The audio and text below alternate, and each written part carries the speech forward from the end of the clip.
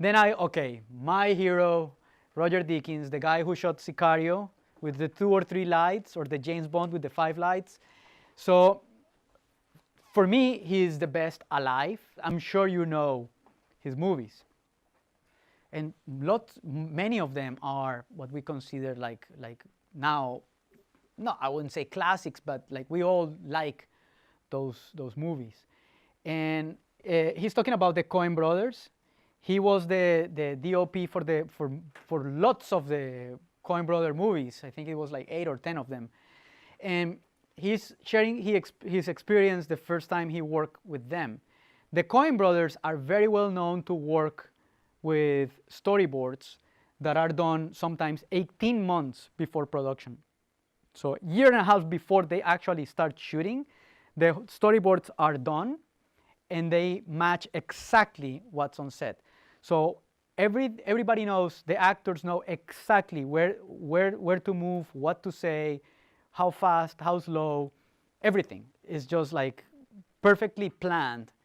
So on set, it goes very, very simply. It's just basically capturing what's on the storyboard. Hitchcock used to do the same. Now he's sharing the story the first time he worked with the Coen brothers. The first day we were shooting on Barton Fink, I have the story, but I'm really nervous. I mean, I think the guys were great filmmakers. So I was so pleased to be working with them. And in America, and I hadn't been here really much by then. And anyway, so I had the sort of storyboards for the day and thing.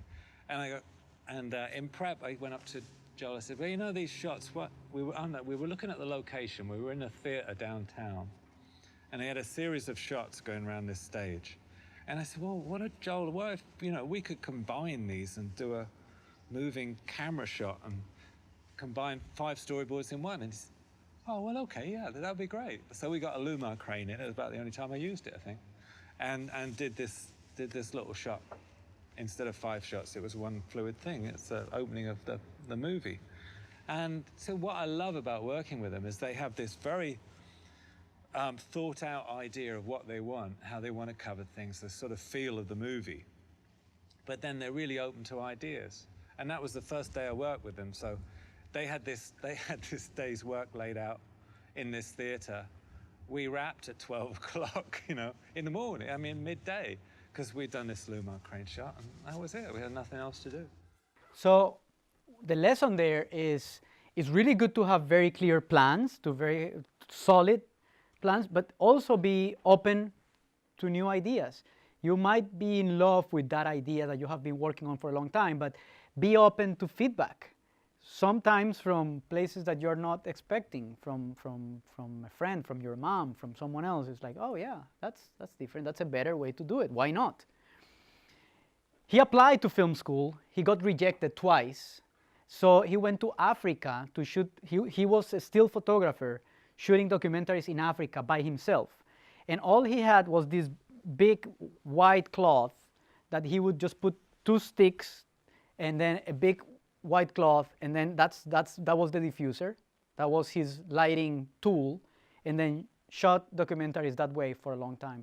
And what he learned from that, using the sunlight in Africa while shooting documentaries and shaping everything through a piece of cloth, that's what made him who he is today. 14 Oscar nominations, 1 win finally last year. Operates his own camera, which is extremely rare in Hollywood.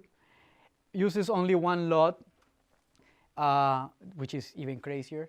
So when he is about to shoot, they sit down with the director, like, what is gonna be the color, the mood of this story?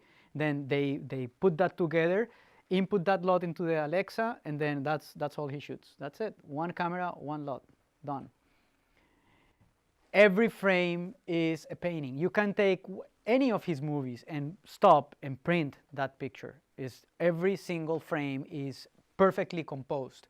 And he says composition is the most critical part of cinematographer's job, which is obviously for a photographer's job. It's much more important than lighting. He's not obsessed about gear, 1 camera. He's not obsessed about, like, if I only had this new tool, then a new lens. He's obsessed with composition, then lighting. Obviously, story goes first.